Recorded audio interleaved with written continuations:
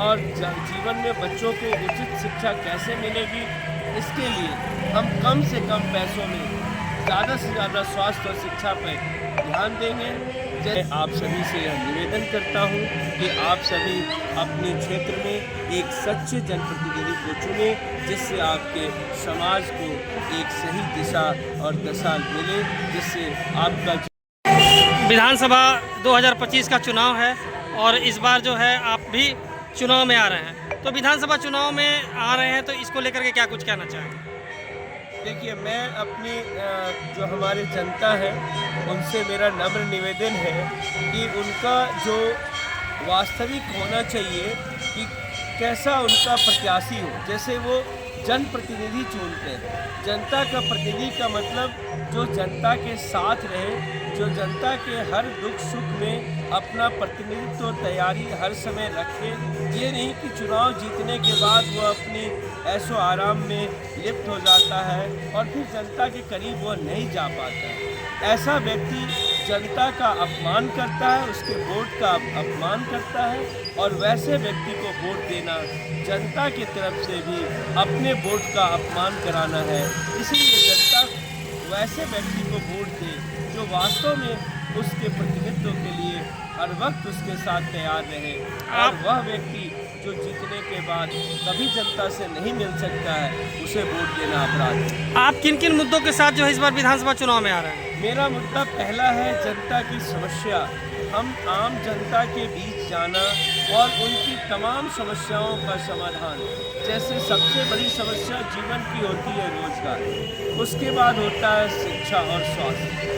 जब रोजगार आता है तो ही शिक्षा और स्वास्थ्य सही रहता है। जिसके पास रोजगार नहीं है वह अच्छा स्वास्थ्य भी नहीं जी पाता है, न अच्छा भोजन ले पाता है, और न अपने बच्चों की अच्छी शिक्षा करवा पाता है। तो सबसे पहले हमारा दायित्व होगा कि सरकारी शिक्षा जहाँ तक वो रोज़गार ले सके शिक्षा के अनुसार तो ठीक है, अगर वो उतना शिक्षित नहीं है तो गैर सरकारी रोज़गार कैसे अपने आप में डेवलप होगा, इसके स्किल को हम जगाएंगे। और चाहे वो मजदूर हो या जिस तरह का भी पढ़ा लिखा व्यक्ति हो, हर व्यक्ति के लायक उसके जीवन को जीने का रोज़गार के स्किल को डेवलप करना मेरा पहला दायित्व होगा। दूसरा, स्वास्थ्य की शिक्षा और जीवन में बच्चों को उचित शिक्षा कैसे मिलेगी, इसके लिए हम कम से कम पैसों में ज़्यादा से ज़्यादा स्वास्थ्य और शिक्षा पर ध्यान देंगे। जैसे बड़े से बड़े हॉस्पिटलों में कम पैसों में गरीबों का इलाज कैसे होगा, इसका हम एक तरीका निकालेंगे और उस तरीके से ही लोगों का इलाज होगा, जिससे बड़े हॉस्पिटल में कम खर्चे में हमारे गरीब व्यक्ति भी इलाज करा सके। बड़े से बड़े स्कूल और बड़े से बड़े जो हमारे शिक्षण संस्थान हैं उसमें पढ़ने के लिए कम से कम खर्च में भी हमारे गरीब बच्चों के छात्र छात्राओं को कैसे उसमें सुविधा मिले और उनको भी वह मौका मिले, ऐसी सुविधा हम दिलाएंगे। विधानसभा चुनाव को लेकर के जनता से क्या कुछ कहना चाहिए? जनता से हमारी यही गुजारिश है, यही निवेदन है कि वह अपने जनप्रतिनिधित्व को वैसा चुने जो वास्तव में एक शिक्षित हो, एक स्वच्छ छवि का हो, जिसका नैतिक जीवन उत्तम रहा हो। जैसे वो किसी भी तरह का आतंकवादी नहीं हो, किसी तरह का कोई समाज में उपद्रवकारी नहीं हो, कोई विचार विध्वंस जैसे नशापान जीवन का रहन सहन, और उसकी ज़िंदगी अगर किसी समाज से असामाजिक तत्व का है तो वैसे व्यक्ति को वोट देना जनता के जीवन को अपराध की तरफ अपने जीवन को ले जाना के बराबर है।